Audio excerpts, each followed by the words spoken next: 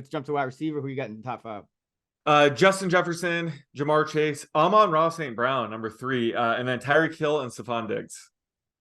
Yeah, I got Jefferson, Hill, Chase, Adams, and Diggs. So don't have him on. That sounds kind of sexy though. Maybe I'm moving him up. But yeah, it's Diggs has been struggling with it lately. Yeah. Adams as well. So yeah, some of those guys at the low end of that top 5 are kind of been shaky these last couple of weeks. But who are you high on? So I'm high on Corey Davis.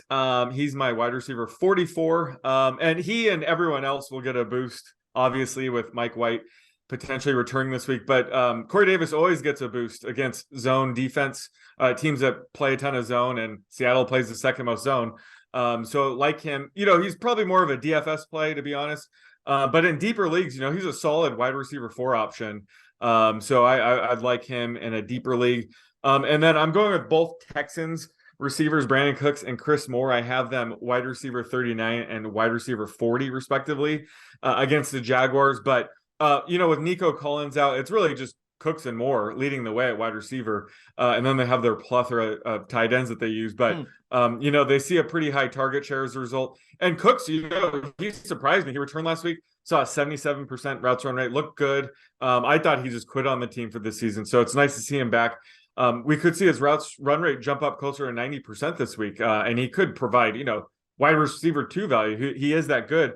And the Jaguars is always a pretty good matchup. They rank 31st in DVOA against the pass. They got lucky facing the Zach Wilson-led Jets team in the rain. So this could be a good spot for them to get torched by Davis Mills. So I just think Cooks and Moore are kind of sneaky in that wide receiver 4 flex range this week in deeper leagues. Yeah, and I like that Corey Davis call as well. I'm actually high on somebody in that same game, and that's Garrett Wilson. I think it's time to get back on. He's the ECR wide receiver 17. I think he should be in the top 15. He's got a 63% catch rate, 11.2 yards per target, and 6.7% touchdown rate with White. Just 58% catch rate, 7.4 yards a target, and 2.2% touchdown rate with everyone else. So his efficiency stats really take a huge leap with Mike White behind center compared to all these other Jet quarterbacks. Flacco is still better than Zach Wilson, but even Flacco, it hasn't been as good as it has been with Mike White. In Seattle, even though they got those cornerbacks, still 18th in DVOA against number 1 wide receivers. So I think Garrett Wilson will return to putting up monster numbers here. All right, who are you low on? I'm low on Adam Thielen. He's my wide receiver 50, and really he had rock bottom last week. He had a 1 catch for 6-yard game through the air. And just with Justin Jefferson and TJ Hockenson playing at such a high level, Thielen is clearly the odd man out, and it's likely his age is catching up to him this late in the season. So it's hard to trust him this week in a must-win week. Plus, they're playing the Packers. They'll probably try to scheme up ways to get Jefferson off of Jair like they did in the first matchup.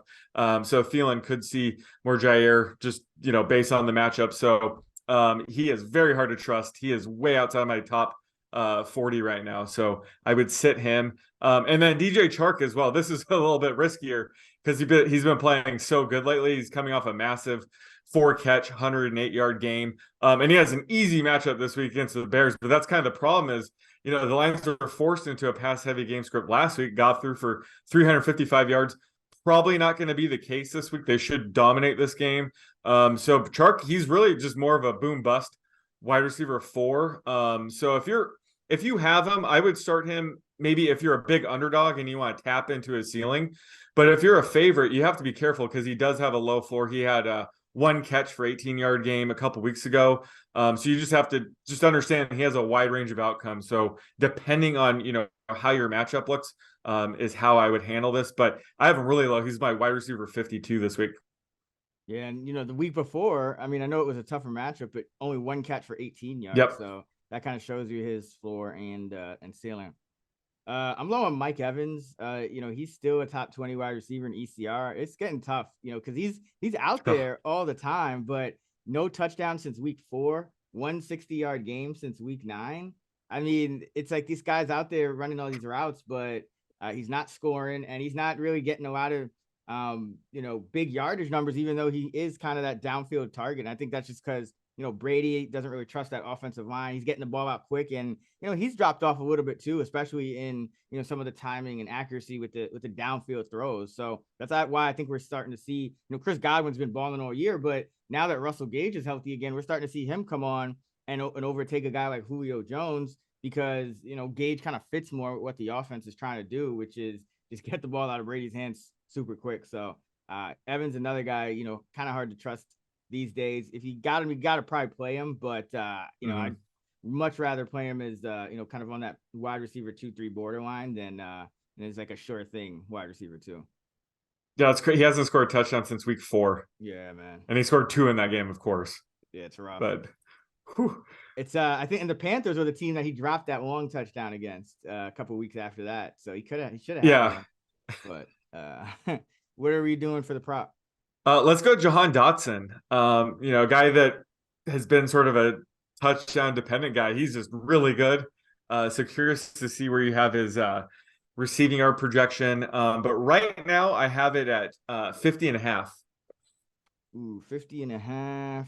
I'll go over. I think I have it right around there, but with these rookies, I feel like they're just trying to target him more. So I do think he is kind of still a boom bust guy, but it just looks like Washington's making a concerted effort to get him more and more involved and kind of force the ball to him regardless of what else is going on. So at this point, yeah, I think, like earlier in the season, I think Samuel was kind of the guy they were kind of force feeding, alongside McLaurin. And now I think it's Dotson. So he's had 54 yards in 3 straight games. So that it could just be another one of these late season. I mean, it is one of these late season breakouts for rookies kind of coming on strong here. So yeah, I'll go over.